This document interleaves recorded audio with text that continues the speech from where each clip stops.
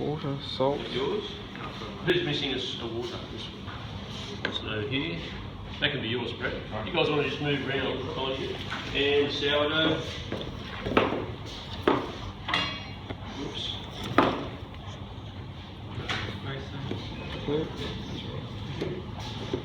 Who's missing one?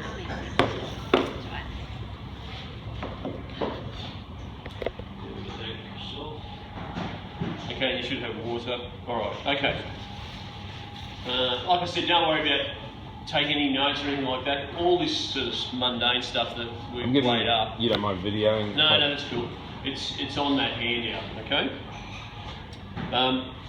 The reason I didn't want you to play with your flour, because if you look directly on the top of it, okay, you'll see a sort of a grey powder, sort of a tannish grey powder. Can you see that? Alright, well that's diastatic malt. Now that's really important in Australia. It's less important in Europe or in North America, where their wheats or their grains are grown in slightly drier, slightly moister conditions, I should say. Slightly moister conditions. In fact, it's not unknown for European grain or North American grain to be stripped from the field and then put through a dryer just to lower the moisture content. We don't have that problem in Australia. We have the opposite problem. It's often a bit too dry. Not always, but sometimes it's a bit too dry. And so most of our grain in Australia is deficient in alpha amylase. Now, alpha amylase is an enzyme that exists in flour normally, okay, and is responsible for breaking starch, which is a complex sugar, into a simple sugar called maltose, which is then utilised by bacteria and yeasts in bread making.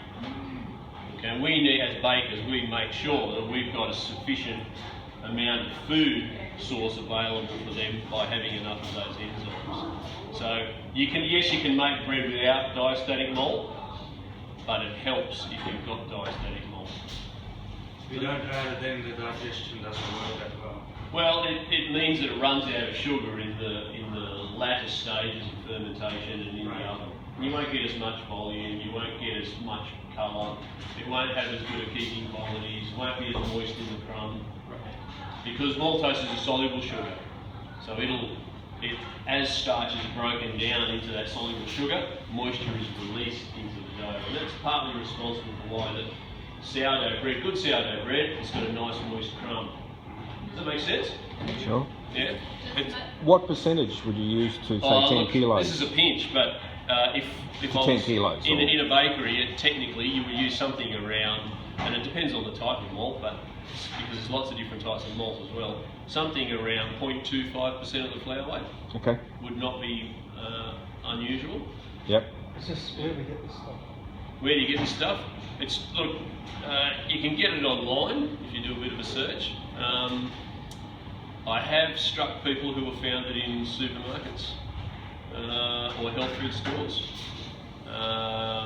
but you can make it yourself. It's not complicated. It's really, really easy to make.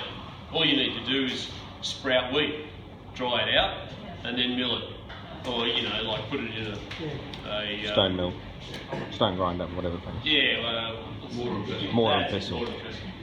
Okay, so it's really easy. Right? And there are web pages that show you how to make it. Okay, so it's not hard. All right, enough of the talk. Okay, so let's make a bay